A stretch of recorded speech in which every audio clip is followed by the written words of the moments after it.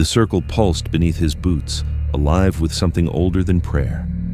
7 children stood inside it, mouths open, eyes sealed shut, their small bodies humming with a sound no living throat should make. Josiah Kane dropped to his knees at the edge and felt the truth crawl through him like ice water through cracked earth. He could not pull them out. He could not break the seal from the outside. The only way to shatter the circle was to step inside it, and the circle did not give back what it took. He looked at the children. He looked at his hands. He thought of a girl who once reached for him across a dark room, and he had not moved fast enough. Not this time. He rose to his feet and he stepped forward. Before we begin, if you're new here, welcome to Wild West Hearthfire. Drop a comment below telling me where you're watching from and what time it is right now. I read every single one. Hit that subscribe button and turn on notifications so you never miss a new tale. Now, let's ride. The town of Harrow Hill sat crooked against the horizon like something the land had tried to swallow and failed. Josiah Kane saw it from a mile out, a cluster of rooftops and chimney smoke pressed beneath a sky too heavy for evening. He rode slow, his mare's hooves crunching over dry earth that hadn't seen rain in weeks. The wind moved, but nothing else did. He passed the first houses without seeing a soul. Porches sat empty. Doors were shut. A rocking chair on one veranda moved with the breeze, back and forth, like someone had just stood up and stepped inside. A dog lay beneath a wagon wheel and watched him with flat yellow eyes, but didn't bark, didn't even lift its head. Josiah tied his horse outside the saloon and pushed through the door. Inside, the air smelled of old tobacco and something faintly sweet, like flowers left too long in still water. 3 men sat at separate tables, none of them speaking, none of them looking at each other. The barkeep wiped a glass that was already clean and set it down without greeting. "Whiskey," Josiah said. His voice came out low, cracked from days of riding without conversation. The barkeep poured without meeting his eyes. Josiah drank and set the glass down. "I'll need a room for the night." The barkeep paused. "Folks don't stay long here." Josiah studied him, the way his hands gripped the rag too tight, the way his gaze kept drifting toward the window like he expected something to press its face against the glass. "I'm not folks," Josiah replied. He carried a leather satchel slung across his chest, heavier than it looked. Inside it, a journal bound in cracked hide, a pouch of iron filings, a tin of salt, and a bundle of dried sage tied with black thread. His coat was long and dust-colored, his boots worn through at the heel. His hands were scarred, not from fistfights or ranch work, but from things that left marks in shapes no blade could make. He wasn't a gunslinger. He wasn't a lawman. He was something the frontier had no proper name for. Morning came gray and still. Josiah walked the town with his hands in his coat pockets and his eyes open wider than they looked. He noticed things most men wouldn't. The schoolhouse door was unlocked, but the desks inside were coated in dust so thick it looked like frost. A chalkboard still held a half-finished arithmetic problem, the chalk sitting in the tray, waiting for a hand that never came back. He passed a clothesline, strung between 2 posts. Children's shirts hung from it, sun-bleached and stiff as paper, pinned with wooden clips that had gone gray with weather. Nobody had taken them down. Nobody had wanted to. A woman sat on the steps of a house near the end of the main road. She held a small wooden horse in both hands, turning it slowly, her fingers tracing the shape over and over. She didn't look up when Josiah stopped in front of her. Her eyes were somewhere else, somewhere no amount of calling could reach. "How many?" asked quietly. She didn't startle. She answered like she'd been waiting for someone to ask. 7. Her voice was thin as thread. 7 children, 3 months, gone from their beds in the night. No tracks, no screams, just cold air and empty rooms. Her grip tightened on the wooden horse. "My boy was the 4th. Josiah crouched to her level. "Did anyone investigate?" "The sheriff tried. Then his own son vanished. After that, he stopped asking questions. We all did." She finally looked at him, and her eyes held something worse than grief. They held surrender. "You can't fight what you can't see, mister." He visited the last home where a child had disappeared. The room was small, a child's bed pushed against the wall, a quilt folded at its foot. A tin soldier stood on the windowsill, facing outward, as if keeping watch. Josiah ran his hand along the wall near the window. His fingers stopped. The surface was cold, not cool, not damp, but cold the way deep water is cold, a cold that had no business living inside a sun-warmed wall. He pulled out his journal and began to write. Night changed the town. Not in any way a man could point to and name, but Josiah felt it the moment the sun dipped below the ridge. The air thickened. The silence deepened into something that pressed against the ears like hands cupped over them. And beneath the wind, barely there, a sound, a low hum, steady and rhythmic, like a congregation chanting in a language that had no alphabet. He followed it. Past the last house, past the cemetery with its iron gate hanging open, down a road that climbed into the hills. The road was overgrown, choked with dry brush and cracked stone, but the path was worn, not by wheels or hooves, but by feet, many feet, over many years. At the top of the hill, the trees parted, and Josiah saw it. Harrow House. It sat on the ridge like a crown on a skull, tall, dark, its windows empty as eye sockets. The roof sagged in the center. Dead ivy clung to the walls in brittle gray ropes. The front porch had buckled, and the columns leaned inward like teeth in a rotting mouth. He returned to the saloon. The barkeep was alone now, sweeping a floor that didn't need sweeping. "The house on the hill," Josiah said. The broom stopped. The man's knuckles went white around the handle. "That house has been empty since before I was born. Tell me about the woman who lived there." The barkeep set the broom against the wall and sat down like his legs had given up. "Mother Vael. She took in orphans, dozens of them over the years. People thought she was a saint. Then one winter, every child in that house disappeared, all of them. They found her sitting in the parlor, dead, upright in her chair, eyes wide open." He swallowed, smiling. That night, Josiah dreamed. He was 10 years old again, standing in the hallway of his family's farmhouse. The door to his sister's room was open. Moonlight fell across the floor in a pale strip. He could see her small hands, reaching toward him from the dark, her mouth forming his name without sound. And then the shadow behind her moved, not like a shadow should, but like something wearing one, and she was gone. He woke gasping, his shirt soaked through. His journal lay open on the bed beside him, turned to a page he didn't remember writing. On it, in his own hand, a circle drawn in ink, and inside the circle, 5 words. "They are still singing." He rode up to Harrow House at dawn because the dark was no place to enter a house like that. The mansion looked worse in daylight, not less frightening, but more honest about what it was. The wood was black with age and rot. The windows reflected nothing, not the sky, not the trees, not Josiah himself. They simply absorbed the light and gave back silence. He dismounted and stood at the gate for a long time. The iron was twisted into shapes that might have been decorative once, vines, leaves, small birds. But time had warped them into something else, something that looked like reaching hands. The front door was open, not broken, not forced. Open, the way a mouth opens before it speaks. The hinges didn't creak when he stepped through. Inside, the air was thick and sweet, like the smell of flowers rotting in a sealed room. Dust hung suspended in the thin light that crept through cracks in the walls, floating but never settling, as if the house was holding its breath. The foyer stretched wide. A staircase spiraled upward into shadow. Along the walls hung portraits, children, dozens of them painted in oil, their clothes old-fashioned, their postures stiff. Every face had faded, not damaged, not torn. Faded, as though the paint itself had retreated from the canvas, leaving behind blank ovals where features should have been. Josiah felt the iron filings in his satchel begin to vibrate against the tin.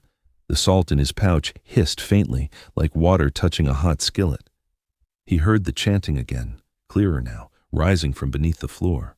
Behind the staircase, he found a door set into the wall, bound with iron straps gone black with corrosion. The handle was ice to the touch. He pulled it open, and the sound rose to meet him like a tide. Stone steps descended into the dark. Josiah lit a match, watched it gutter in air that shouldn't have moved, and went down. The chamber beneath Harrow House was carved from raw stone, older than the mansion above it, older than the town, older than anything Josiah had ever set foot inside. The walls were rough-cut and damp, glistening in the faint light that seemed to come from nowhere and everywhere at once. a dim violet glow that pulsed like a slow heartbeat.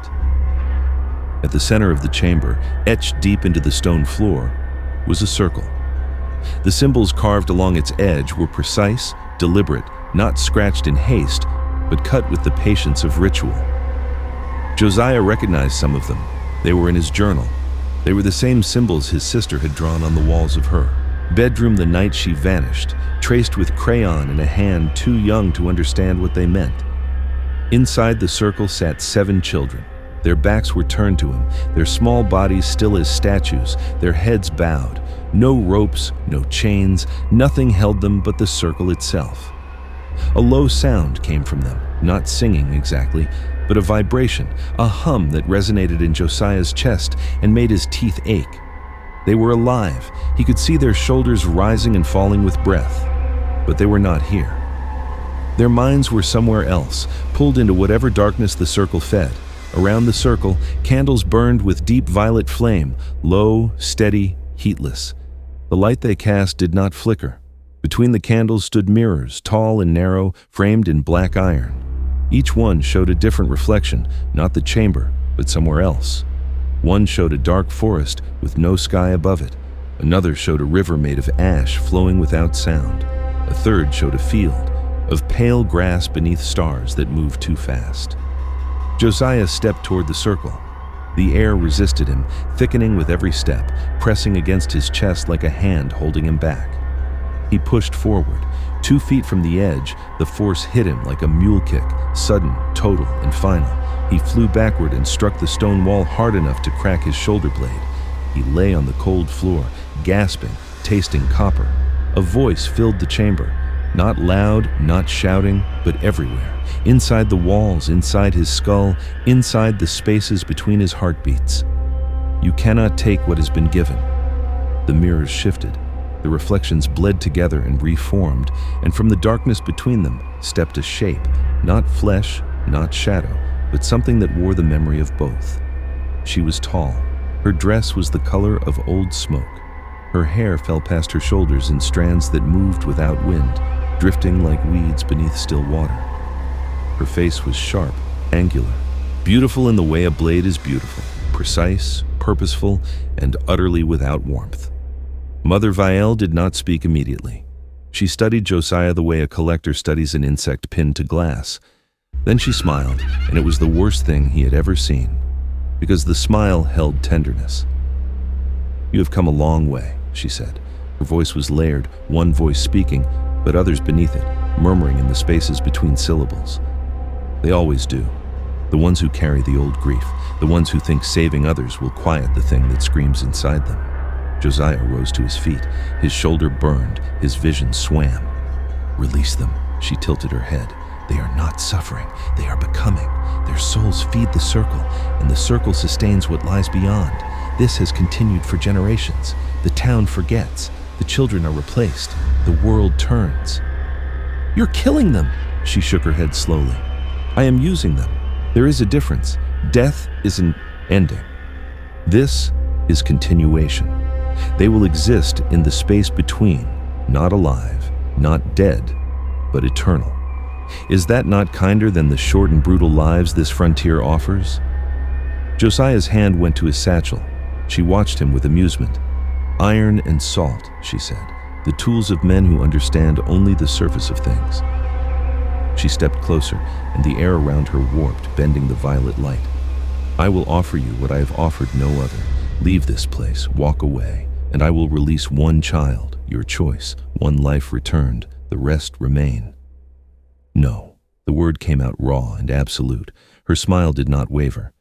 "Then you will stay with them, and the circle will have 8. The chamber dissolved. The walls, the candles, the mirrors, all of it fell away like a stage curtain dropping, and Josiah stood in a hallway that stretched in both directions without end.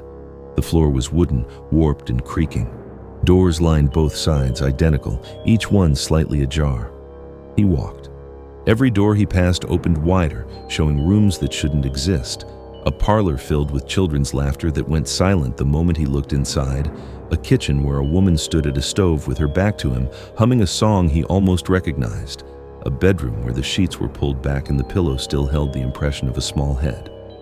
Then, a door at the end of the hall swung wide, and she was there.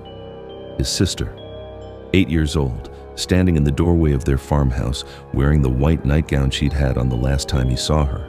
Her hair was tangled, her feet were bare. She reached for him, and her voice, her real voice, the one he heard in every nightmare, said his name. Josiah stopped. His hands shook, his chest seized. Every part of him wanted to run to her, to grab her hands and pull her close and never let go. But her eyes were wrong. They were too still, too knowing. No 8-year-old had ever looked at the world with that kind of ancient patience. He walked through her. The image shattered like a mirror struck with a stone, sharp, violent, the pieces scattering into nothing. The hallway screamed around him.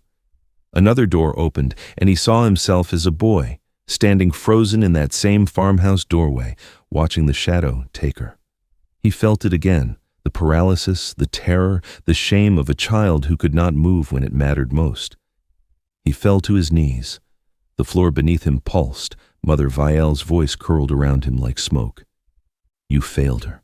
You will fail them. That is the truth you carry. That is the truth the circle knows. Josiah's hands found his journal.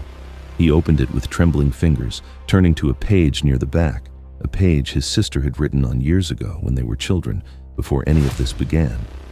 She had drawn shapes in the margins, crude symbols in crayon, and beneath them, in a child's uncertain handwriting, a string of words he had never understood until now. He read them aloud. His voice cracked, his vision blurred, but the words landed like stones thrown into still water, and the hallway buckled. The doors slammed shut. The illusions cracked and peeled away like burning paint. When he opened his eyes, he was back in the chamber. The circle pulsed before him. The children sat motionless inside it, and Josiah understood what had to be done. He knelt at the edge of the circle for a long time. The violet light pulsed in rhythm with the children's breathing, slow and deep, like the heartbeat of something vast and patient. The symbols along the circle's edge glowed faintly, each one a word in a language written before men had tongues to speak. He studied them. He cross-referenced them with the journal. Page by page, symbol by symbol, the truth assembled itself like bones rising from sand. The circle was not a cage. It was a contract. The children's souls were not imprisoned. They were anchored. They held the circle open, and the circle held the door open, and through the door poured the darkness that Mother Viel served. To break the anchors, someone had to take their place. Not a soul for a soul, not arithmetic. Something worse, a willing exchange. Someone who walked into the circle with full knowledge of what it meant, who accepted the weight of every stolen life, every year of the cycle, every thread of the curse. The circle did not take the unwilling. It consumed the chosen. Josiah closed the journal. He sat with his back against the cold stone wall and stared at the children. 7 small shapes, breathing in unison, humming that terrible sound. They didn't know where they were. They didn't know what held them. They were dreaming, trapped in whatever vision the circle fed them to keep them still. He thought of his sister. He thought of the promise he'd made to her ghost, or to himself, or to whatever part of him still believed that a man could outrun his failures if he ran fast enough and far enough. He had ridden for 15 years. Town after town, sign after sign, every dark thing the frontier could conjure. And every time he had arrived too late, or fought his way out, or walked away carrying one more scar and one more name he couldn't save. Not this time. This time, the road ended here. He stood. He removed his satchel and laid it on the ground. He placed the journal on top of it, open to the page his sister had written on. He took a breath that tasted like iron and cold earth, and he understood, with a clarity that felt like dawn breaking over a long, terrible night, that he was not afraid. Josiah stepped into the circle. The darkness rose around him like floodwater, fast, heavy, absolute. It pressed against his skin, seeped into his lungs, filled the spaces behind his eyes. The cymbals beneath his boots flared white-hot, and the sound, that low, endless hum, exploded into a roar that shook the stone walls and cracked the ceiling above. The children gasped. Their eyes flew open, their mouths closed. Color flooded back into their faces, pale cheeks flushing pink, blue lips turning warm. One by one, they stumbled, blinked, looked around with the wild confusion of dreamers waking in a strange room. A girl no older than 6 began to cry. A boy reached for the hand of the child beside him. The violet flames turned white. The mirrors along the walls shattered in sequence, 1, 2, 3, 4, each one exploding outward in a spray of glass that dissolved into dust before it touched the ground. The reflections, the dark forest, the ash river, the starless sky collapsed into nothing. Mother Vail screamed, not in anger, not in rage, in disbelief. The sound was layered with 100 voices, each one tearing away from her like pages ripped from a book. Her shape fractured. The smoke-colored dress unraveled. The sharp, beautiful face cracked down the center, and behind it was nothing. Not shadow, not flesh, just absence. She reached for the circle, but the light repelled her. "No one has ever chosen this!" she shrieked. "No one!" Josiah felt the weight, every stolen soul, every year of the cycle, every child who had ever stood inside this circle and faded into the dark, all of it poured into him. It was not pain exactly, it was heavier than pain. It was the full measure of what the circle had consumed for generations, concentrated into a single human frame. His bones burned, his blood sang with a frequency that did not belong to the living. He did not scream. He closed his eyes. He saw his sister, not the illusion, not the trick, but the real girl, the one who had laughed and drawn shapes in crayon and believed that her brother would always come for her. He whispered her name. The circle shattered.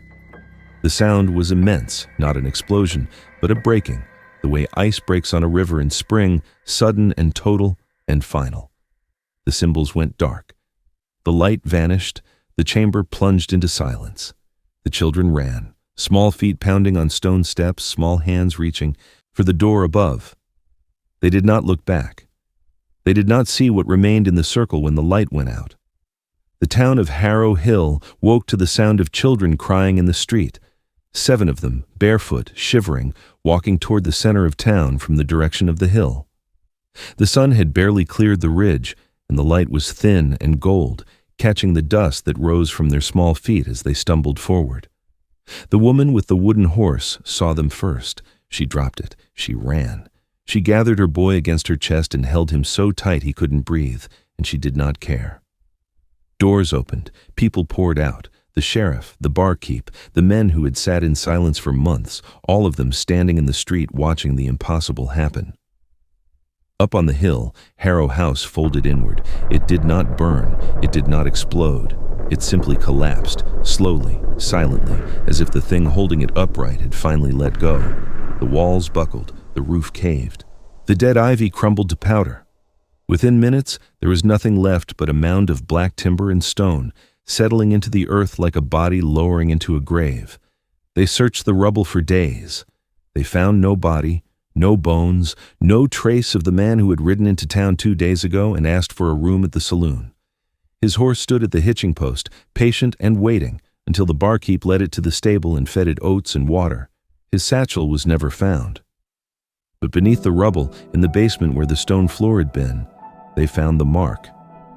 A shape burned into the rock, the outline of a man, arms spread wide, head tilted back, as if looking upward at something only he could see.